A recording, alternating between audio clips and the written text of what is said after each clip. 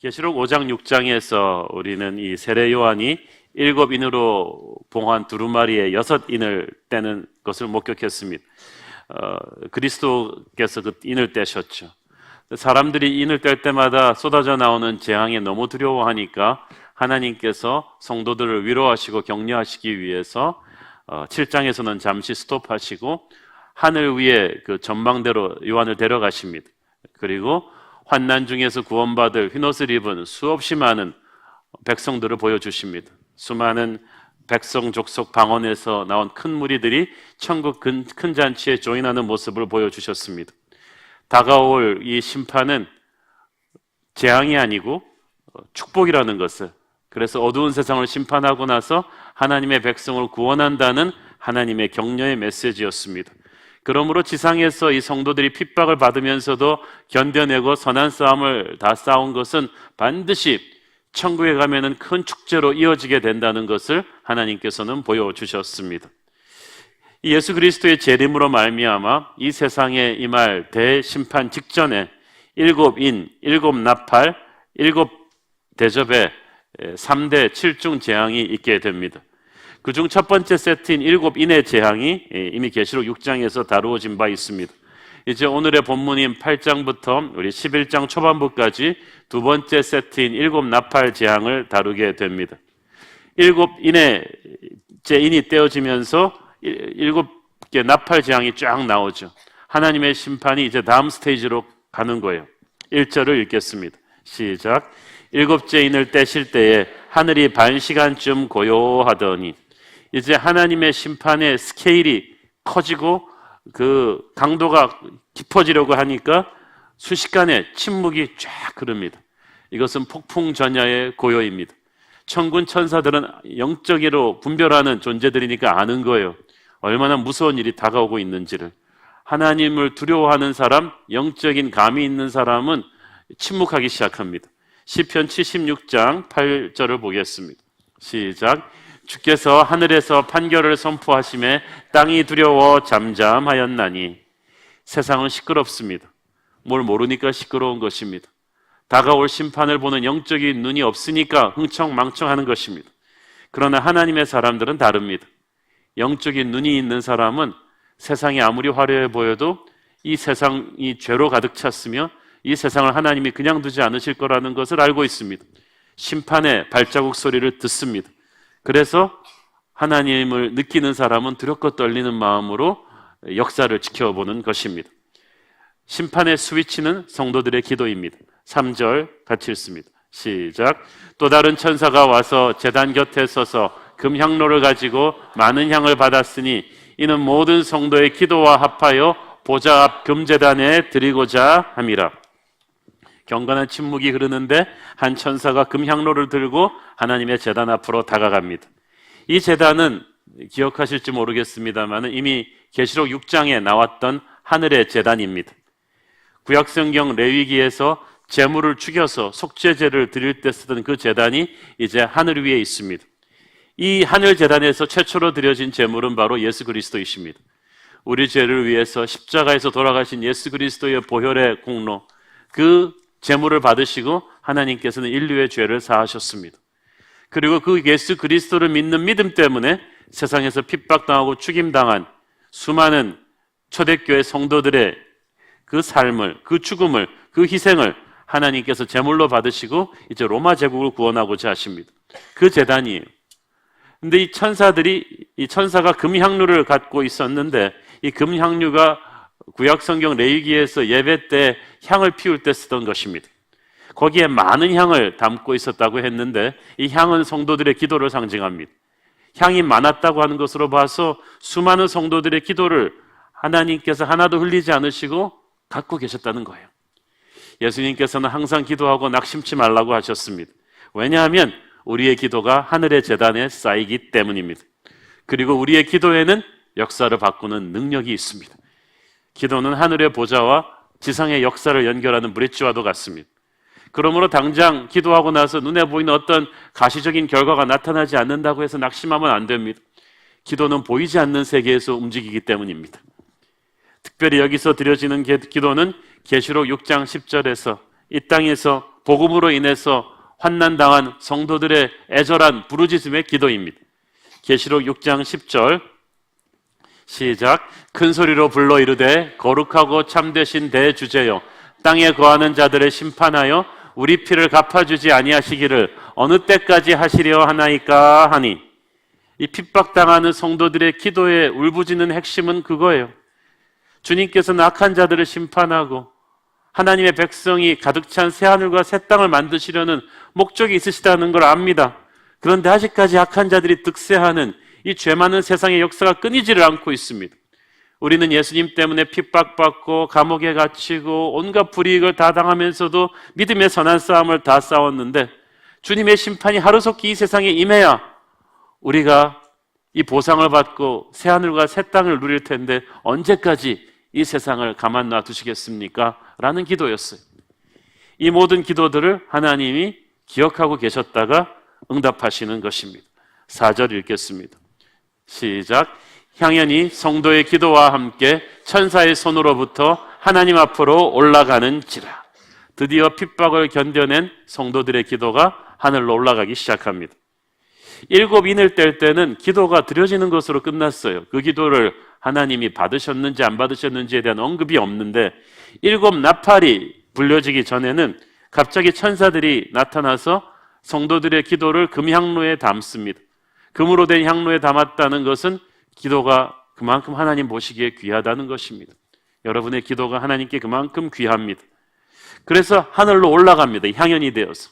구약에서 제사를 드릴 때 하나님께서 그 제사를 받으셨는지 안 받으셨는지는 두 가지로 판단합니다. 그 제물이 완전히 불에 임해서 타버렸는가? 타다가 중간에서 꺼지면은 완전히 안 받으신 거죠. 그리고 연기가 똑바로 올라가는가?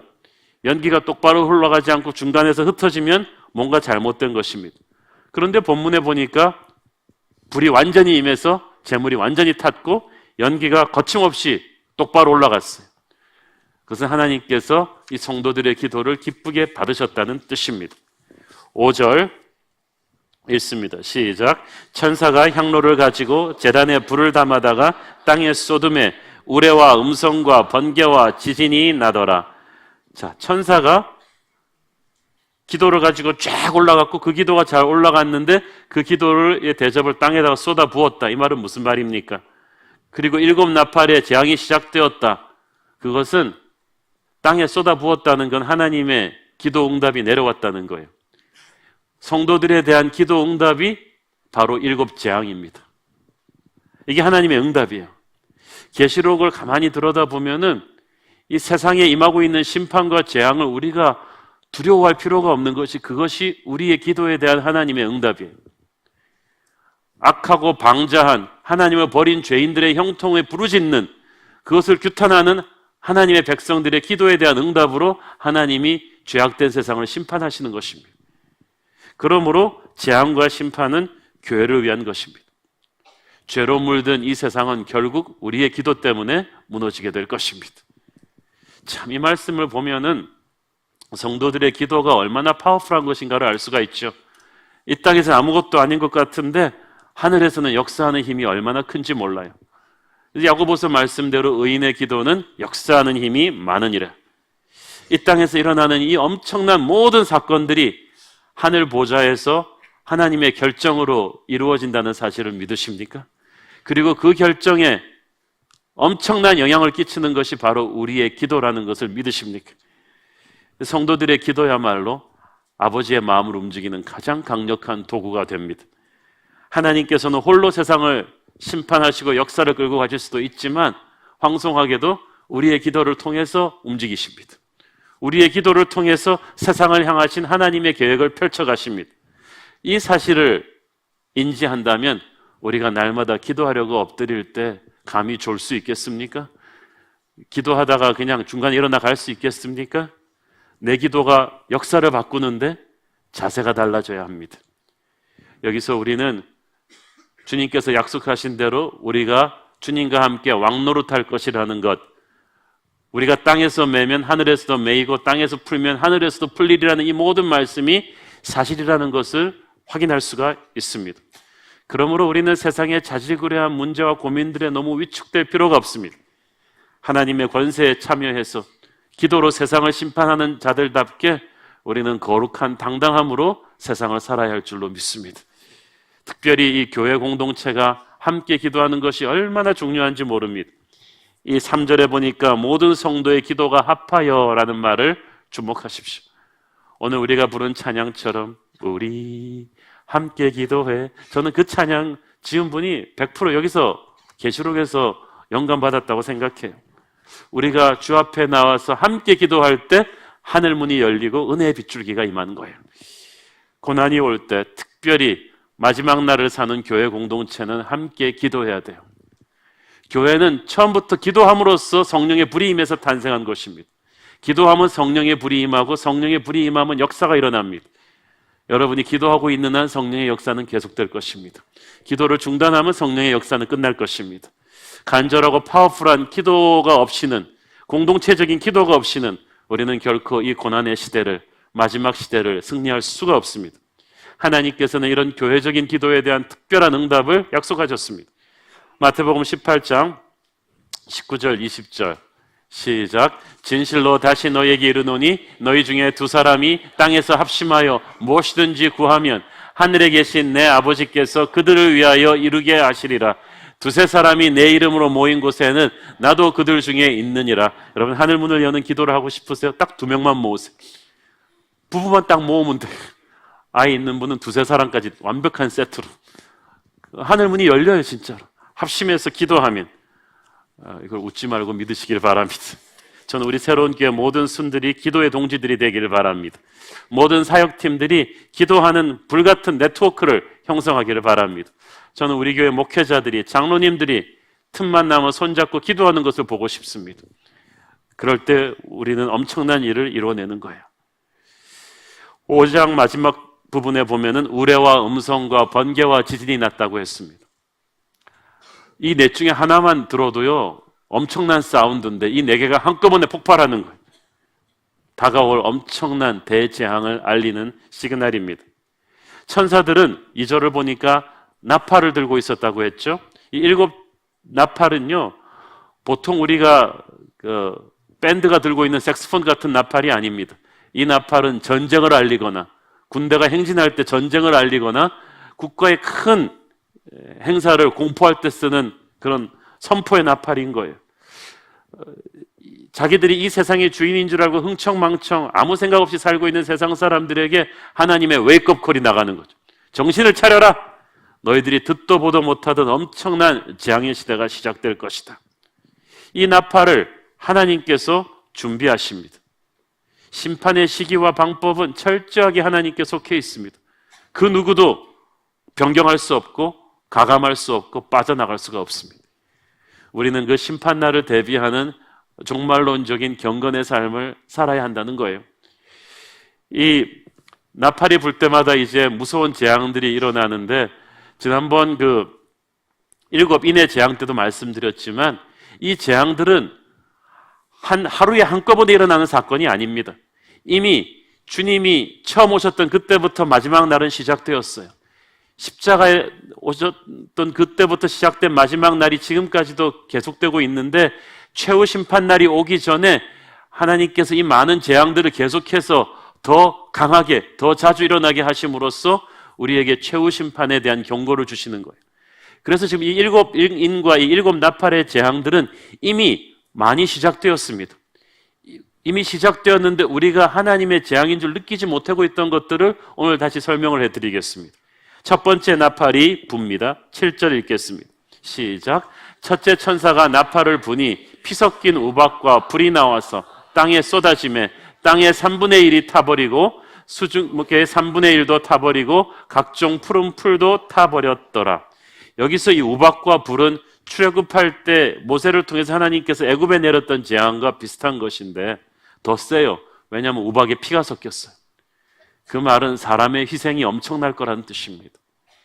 이 피 섞인 우박과 불이 땅에 쏟아질 때 땅의 수목과 푸른 풀의 3분의 1을 다 태워버렸습니다. 이 재앙은 두 가지 의미가 있는데 하나는 무서운 전쟁으로 인해서 타는 것입니다. 요한 때만 해도 기껏해야 불화살 뿐이었기 때문에 이 정도 규모의 하늘에서 불이 우박이 떨어지는 것 같은 것을 상상하지도 못했습니다만은 이제 21세기를 사는 우리들은 핵폭탄과 같은 수많은 전쟁 무기들을 보았기 때문에 이것이 사실이라는 걸 알고 있습니다. 저는 히로시마에 있는 원폭 피해 기념관을 가본 적이 있습니다. 그 당시 증인들의 증언을 보면은 정말 이 말씀 그대로예요. 하늘에서 불이 내리면서 땅의 공기를 다 흡수해버린 것. 땅과 수목이 그냥 다 타버렸어요. 유령의 말 같이 타는 그런 무서운 전쟁의 재앙들이 이 땅을 파괴할 거라는 것입니다. 두 번째 의미는 환경 파괴일 것입니다. 이미 온난화 현상으로 인해서, 사막화 현상으로 인해서 땅의 수목과 이런 땅들이 파괴되는, 오존층이 파괴되는 무서운 파괴 현상이 지난 100년 동안에 일어났던 환경 파괴는 지난 수백만 년 동안에 일어난 지구의 환경 파괴보다 더 극심합니다. 앞으로 100년, 200년을 가면 우리는 환경 파괴가 어느 정도까지 갈지 모르겠습니다. 이것을 성경은 이미 예언하고 있습니다. 두 번째 나팔이 붑니다. 첫째 나팔의 타겟이 땅이었다면 둘째 나팔의 타겟은 바다입니다. 8절, 9절 읽습니다. 시작. 둘째 천사가 나팔을 부니 불 붙는 큰 산과 같은 것이 바다에 던져지매 바다의 3분의 1이 피가 되고 바다 가운데 생명 가진 피조물들의 3분의 1이 죽고 배들의 3분의 1이 깨지더라. 이것도 역시 환경 파괴와 전쟁으로 인한 바다의 파괴입니다. 우리는 대형 유조선이 침몰할 때마다 얼마나 해양이 전체가 피해가 받는지를 우리는 최근에 여수의 유조선 사고로 봐서도 알 수가 있습니다. 또한 몇 년 전에 일본 열도를 강타했던 대지진으로 인해서 생긴 후쿠시마 원전 사고로 인해 흘러나온 방사능의 피해, 체르노빌 방사능 사건의 피해도 아직까지 우리가 추측할 수가 없는데 그로 인해서 얼마나 많은 바닷물과 대기와 이 생명체가 오염이 되었는지를 우리는 잘 모릅니다. 바닷속의 생명과 바다가 그렇게 끔찍하게 오염이 되는데 선박들의 3분의 1도 깨진다는 거예요. 배는 예나 지금이나 인류 문명과 문명을 연결시켜주는 필수적인 경제수단입니다. 수많은 사람들과 물건이 배로 왔다 갔다 합니다. 이 선박들이 환경오염으로 인해서 또 동시에 엄청난 대규모 해상전쟁으로 인해서 깨지고 무너진다는 것입니다. 1차 대전, 2차 대전, 걸프전쟁 등을 통해서 수많은 군함과 또 상선들이 파괴되는 일들을 우리는 목격했습니다. 이렇게 될 때 오는 대경제공황과 사람들의 기반이 흔들리는 그런 재난의 시대를 우리는 더욱 극심하게 경험하게 될 것입니다. 세 번째 나팔 재앙이 옵니다. 10절, 11절 읽습니다. 시작. 셋째 천사가 나팔을 부니 횃불같이 타는 큰 별이 하늘에서 떨어져 강들의 3분의 1과 여러 물샘에 떨어지니 이 별 이름은 쓴쑥이라. 물의 3분의 1이 쓴쑥이 되며 그 물이 쓴물이 되므로 많은 사람이 죽더라. 보세요. 첫 번째 재앙의 타겟이 땅인데 두 번째 재앙의 타겟은 바다, 세 번째 재앙의 타겟은 물입니다. 여러분, 우리 몸의 7, 80%가 물인 거 아시죠? 그래서 인간은 물 없이 살 수가 없습니다. 인류의 모든 위대한 문명들은 물을 끼고 탄생했습니다. 나일강이라든가 티그리스강, 양자강 이것을 끼고 문명의 이름이 붙었습니다. 세계적인 대도시들은 다 강을 끼고 있습니다. 런던이 템스강을 끼고 있고 파리가 세느강을 끼고 있고 서울이 한강을 끼고 있듯이 물이 없으면 인간의 문명이 일어날 수가 없습니다. 깨끗한 물이 얼마나 중요합니까? 많은 미래학자들은 앞으로 세계에서 석유보다 더 중요한 천연자원은 깨끗한 물일 거라고 말합니다. 근데 재앙이 바로 그 물에 떨어진다는 것입니다. 그로 인해 많은 사람이 죽습니다. 수질 오염입니다. 정말 40년 전만 해도 우리가 생수병을 들고 다니리라고 누가 상상이나 했습니까? 그때는 약수터에서 시냇가에서 강물 그냥 떠마셔도 문제가 없었는데 요즘 그러면 큰일 납니다. 우리가 생각할 수가 없는 신종 바이러스들이 계속해서 강한 백신이 만들어질 때마다 그 백신을 이겨내는 바이러스들이 돌아다니는 것입니다. 전 세계적으로 수질 오염이 그만큼 심각해졌습니다. 그런데 이 수질 오염의 원인이 인간의 영적인 타락이라는 거예요. 쓴 쑥이라는 별이 떨어졌다고 했죠. 구약 성경에서 쓴 쑥을 말할 때는요, 우상 숭배로 인해 사람들이 겪는 고통을 말할 때 쓴 쑥이라는 표현을 씁니다. 마지막 시대의 영적인 타락으로 인해서 하나님의 재앙이 이 물에 떨어진다는 거예요. 네 번째 나팔 재앙을 보겠습니다. 12절 읽습니다. 시작. 넷째 천사가 나팔을 부니 3분의 1과 달 3분의 1과 별들의 3분의 1이 타격을 받아 그 3분의 1이 어두워지니 낮 3분의 1은 비추임이 없고 밤도 그러하더라. 천체 타격이 온다는 거예요. 대격변이 일어납니다. 그래서 캄캄해집니다. 어느 정도 상황이 돼야 캄캄해지나 화산만 폭발해도요 빛이 안 보입니다. 핵이 폭발하면 빛이 안 보입니다. 지금 조금만 상상해도 가능한 일들이 벌어집니다. 이미 물과 식량이 끊겨서 절망과 자포자기에 있는 사람들에게 이 해와 달과 별까지 캄캄해지게 되면은 거의 폭동이 일어날 것입니다. 어떤 구호단체 원조로도 불가능할 거예요. 이 내나팔 재앙들이 굉장히 혹독하지만 이미 지구촌 곳곳에서 부분적으로 많이 일어난 재앙들입니다. 그것들이 마지막이 갈수록 그 빈도와 강도가 세워질 거라는 것입니다. 예수님께서는 이 마지막 시대에 대해서 경고하셨습니다. 마태복음 24장 21절 시작. 이는 그때 큰 환난이 있겠음이라. 창세로부터 지금까지 이런 환난이 없었고 후에도 없으리라. 우리가 영화에서만 나오는 상황이 아닙니다. 실제로 일어나는 재앙들이 온다는 거예요.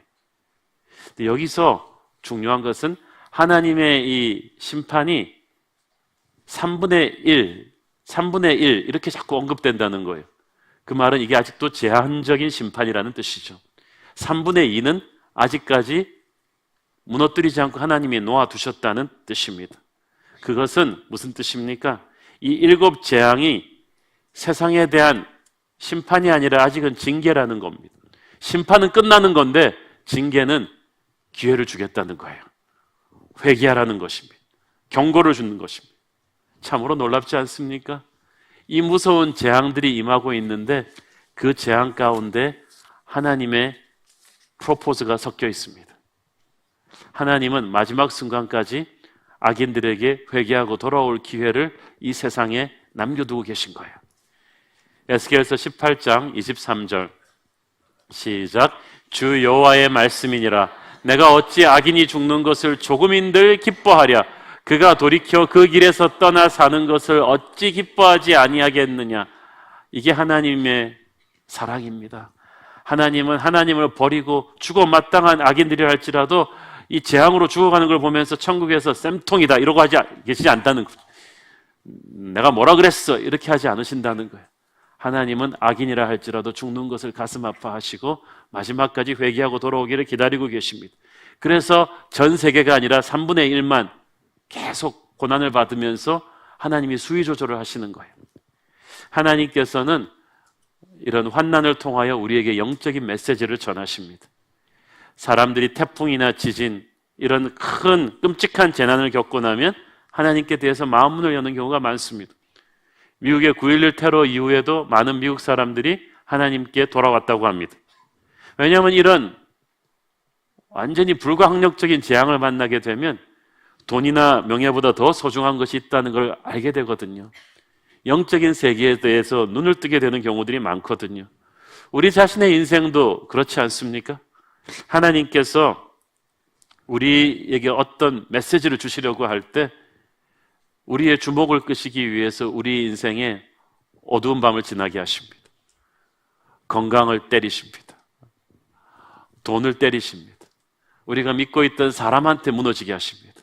그 인생의 어두운 밤에서 우리는 하나님을 갈구하게 되고 새롭게 만나게 됩니다. 교회 다니는 사람이 아니라 하나님을 체험한 사람이 되는 거죠. 여러분의 인생은 어떻습니까? 여러분이 영적으로 성장했던 때가 여러분이 룰루랄라 잘 나가던 때였나요? 편안하고 바쁘신 때였나요? 아니에요. 도저히 이럴 수가 없을 정도로 땅에 떨어졌던 때입니다. 광야로 들어왔던 때예요. 돈줄이 끊기고 건강이 무너지고 죽음을 생각하던 바로 그때입니다. 그때 하나님께서 오시지 않았습니까? 마지막 날의 환난들도 그런 의도를 담고 있어요. 최후의 심판을 전에 하나님께서 주시는 이 많은 재앙들은 세상 사람들에게 이 세상에 대한 환상을 갖지 말라는 경고입니다. 더한 세계가 있다. 죄를 회개하고 하나님께로 돌아오라는 하나님의 사랑입니다. 그래서 우리는 이 무서운 재앙들 속에 담겨 있는 아버지의 회초리 속에 담겨 있는 아버지의 사랑을 철든 자식은 읽어내듯이 이 무서운 재앙 속에 담긴 하나님의 사랑을 읽어야만 합니다. 하나님은 세상을 사랑하십니다. 돌아오기를 기다리고 계십니다. 이 네 가지 심판이 속사포처럼 빠르게 쫙 진행돼서 한 패키지를 이루는데, 그렇지만 연이어서 13절에서 하나님은 다가올 남은 재앙들에 대한 경고를 하십니다. 13절 읽습니다. 시작. 내가 또 보고 들으니 공중에 날아가는 독수리가 큰 소리로 이르되 땅에 사는 자들에게 화가 있으리니 이는 새 천사들이 불어야 할 나팔 소리가 남아 있음이로다 하더라. 이것은 세 번의 재앙이 또 남아 있다는 얘기죠. 더 무서운 재앙이 오게 됩니다. 참 무섭지 않습니까? 이 정도면 충분히 할 만한 것 같은데 하나님께서는 더 많은 재앙들을 준비하고 계십니다. 하나님이 잔인하셔서가 아니라 그만큼 세상이 악하고 무섭고 끈질기기 때문입니다. 그 정도 맞았는데도 아직도 마음을 열지 않는 거예요. 회개하지 않는 거예요. 10번째 재앙을 다 맞기까지 그 강박한 마음을 풀지 않았던 애굽의 바로와도 같습니다. 그래서 보면은 이 7인 재앙보다 7 나팔 재앙이 더 강도가 더 세요. 점점 강도가 세지는 것은 사람들이 점점 무감각해져서 영적인 깨달음이 없으니까 하나님께서 더 강한 매를 드시는 것입니다. 그런데 여러분 이거 보시면은 이 재앙의 수단들이 출애굽 때 모세를 통해서 이집트에 내렸던 재앙의 수단들과 거의 흡사합니다. 목적도 비슷해요. 하나님께서는 이 많은 재앙들을 통해서 애굽의 권세를 꺾으셔야 애굽이 노예로 붙잡고 있던 이스라엘 사람들을 탈출시킬 수가 있었습니다. 마찬가지로 하나님께서는 지금 이 많은 재앙들을 통해서 세상의 권세를 꺾으심으로써 하나님의 백성들을 새하늘과 새 땅으로 구원해 내실 거예요. 그래서 이 심판 나팔 소리는 어둠의 세력에게는 멸망의 나팔 소리인데 하나님의 백성들에게는 구원의 나팔 소리인 것입니다. 요한계시록 참으로 설교하기가 어려운 책입니다. 저라고 이렇게 무서운 소리 하고 싶겠어요? 그래서 목사님들이 부담스러워서 이 계시록 설교를 안 하나 봐요. 그렇지만 사실인데 안 한다고 해서 그게 숨겨지겠습니까? 성도들 기분 맞춰주기 위해, 환자 기분 나쁘지 않기 위해서 암인데 감기라고 하겠습니까? 그런 무책임한 의사가 어디 있겠습니까? 성경 말씀이 분명히 이 세상의 운명에 대해서 쓰여 있는데 이것을 우리가 화려하게 포장할 수가 없잖아요. 저는 계시록 설교를 해야 한다고 믿습니다. 사람들은 자꾸 세상을 살기 좋은 곳으로 바꾸어 가려고 합니다. 크리스찬들도 믿음 생활이 그런 거라고 생각해요. 세상을 살기 좋은 곳으로 바꾸어 가는 것, 그것도 노력해야죠. 그렇지만 결국은 이 세상은 무너질 것입니다. 계시록은 세상에 다가올 무서운 재앙을 이야기합니다. 그리고 하나님이 말씀하셨기 때문에 그것은 사실입니다. 사람들은 기술이 발달하고 교육 수준이 높아지면 세상이 점점 살기 좋아질 것이라는 잘못된 환상을 갖고 있는 것 같습니다. 그러나 여러분, 세상에서 열심히 사시되 세상에 대한 환상을 갖지는 마십시오.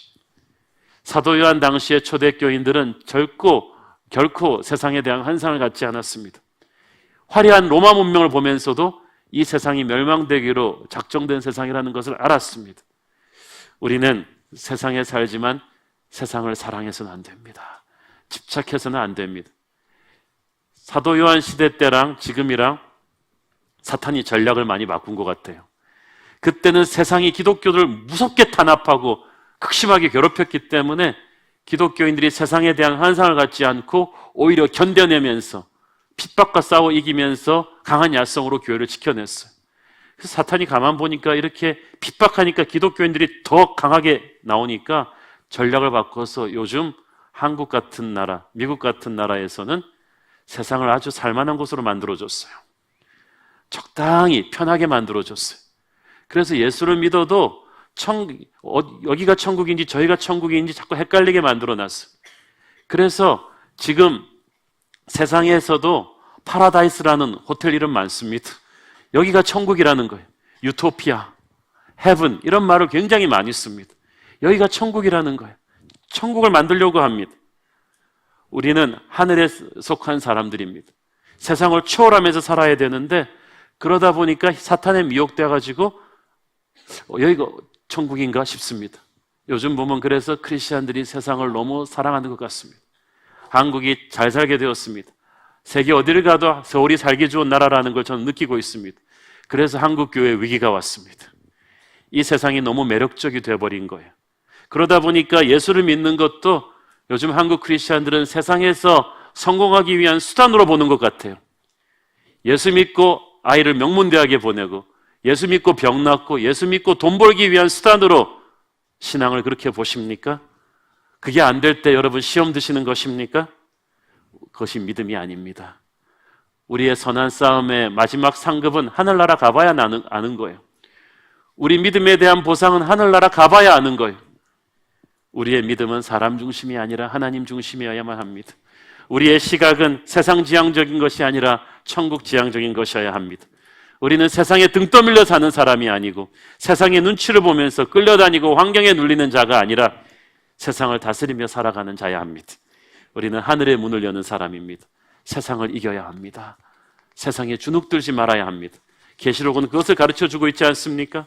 특별히 오늘 본문에서 우리는 우리 성도들의 기도가 얼마나 큰 것인가를 깨닫게 됩니다. 기도의 권세로 회복해야 합니다. 우리의 기도가 하늘 보좌 앞으로 그렇게 아름다운 향기가 돼서 올라간다면, 우리의 기도 응답으로 하나님이 역사를 바꾸신다면 우리는 왜 기도하지 않습니까? 그런데 우리는 얼마나 기도를 무시하고 사는지 몰라요. 기도를 무시한다는 것은 하나님을 무시하는 것입니다. 기도는 최후의 수단이 아니라 최초의 수단입니다. 여러 가지 방법 중에 하나가 아니라 유일한 방법이어야 합니다. 기도만으로 문제를 해결해 본 경험이 있으십니까? 그런 경험이 있어야 하늘의 사람이 되는 거야. 성령의 사람이 되는 거예요. 영적인 내공이 있는 사람이 되는 것이고 세상이 감당치 못할 사람이 되는 것입니다. 기도로 하늘문이 열리는 체험을 한 크리스천들은 비로소 영적인 권세를 회복한 교회가 됩니다. 오늘날 교회에 명패는 걸어놓고 영적인 권세를 회복하지 못한, 어둠의 권세가 덜덜 떨고 천군 천사가 감탄하는, 하늘의 능력을 다운로드하는 영적인 권세를 갖고 있지 못한 교회들이 얼마나 많습니까? 사랑하는 여러분, 기도에서 우리는 하늘문을 여는 하나님의 백성들이 되어야 할 것입니다. 그때 어둠의 세상이 건드리지 못합니다. 세상에 너무 침 흘리지 마십시오. 너무 무서워하지 마십시오. 세상이 우리를 무서워해야만 합니다. 우리의 기도가 세상의 운명을 결정하기 때문에 우리는 세상의 눈치를 볼 사람들이 아닙니다. 크고 작은 여러 가지 문제로 세상에서 위축되신 여러분, 요한계시록의 말씀을 붙잡고 강하고 담대한 하나님의 군대로 다시 서기를 축원합니다. 기도하겠습니다. 사랑하는 아버지, 은혜 감사합니다. 하늘문이 열리는 기도의 백성들이 되게 하여 주시고 마지막 날을 정신 차리고 살게 하여 주시고 세상을 담대하게 이기게 하옵소서. 예수님의 이름으로 기도했습니다. 아멘.